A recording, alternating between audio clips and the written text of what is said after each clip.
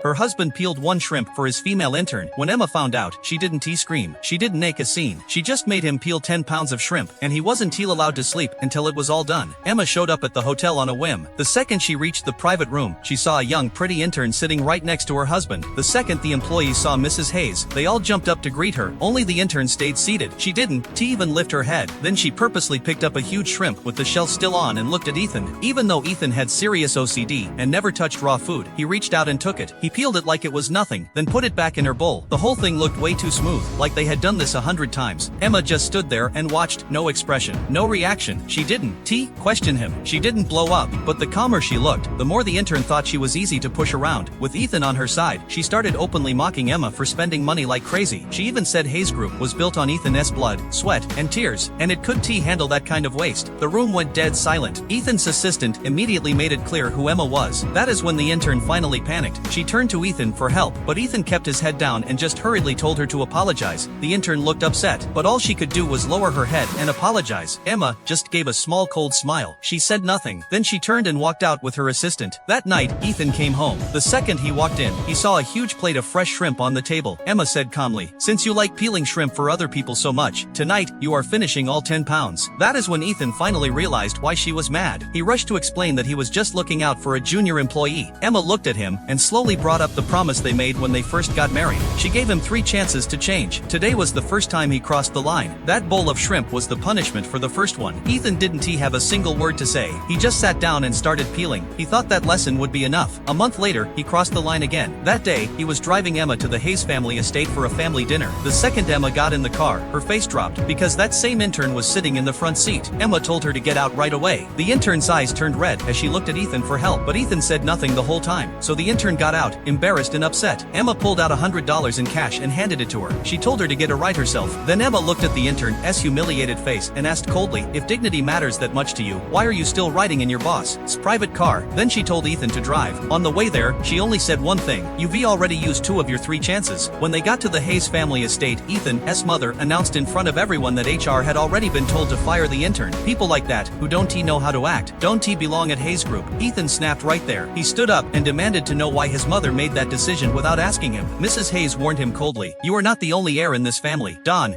ruin your future over some outsider." After dinner, Ethan stopped Emma. He asked if she was the one who told on the intern on purpose. Watching him defend that girl over and over again, the last bit of hope Emma had left just disappeared. She didn't argue. She just took off her wedding ring. Then she said, very calmly, "Your 3 chances are up." But Ethan thought she was just angry. To prove he was still the man of the house, he hired the intern back. Then he even took her to a charity gala right in front of everyone. The next day, their cozy little photo together was on the front page. He thought that would finally force Emma to back down. He had no idea that was his 4th time crossing the line. Emma didn't hesitate. She had legal draft the divorce papers right away. Then she cut off every single business deal between Reed Group and Hayes Group. The day the news came out, both companies' stocks tanked at the open. Billions vanished in value in an instant. Reed Group's shareholders stormed into the boardroom demanding answers. Emma only said one thing: she owned 80% of the company. She was the one losing the most money. Just like that, the room went silent, and Ethan, he still thought Emma was just throwing a fit. He had no clue his empire was falling apart piece by piece. Finally, Emma walked into Ethan's office with her bodyguards, and she slammed the divorce papers right in front of him. Ethan was still trying to explain. He said he only wanted to teach her a lesson. Emma looked at him coldly. "The second you let the media trash me, it was over. I used to like the clean version of you, but now, you are dirty, and I have a thing about dirt. Once something's dirty, I throw it out." That was when Ethan finally started to panic. He realized that without Emma, he was nothing. He rushed forward to stop her, but Emma only gave him one last look. Then she said the one secret that made him completely collapse.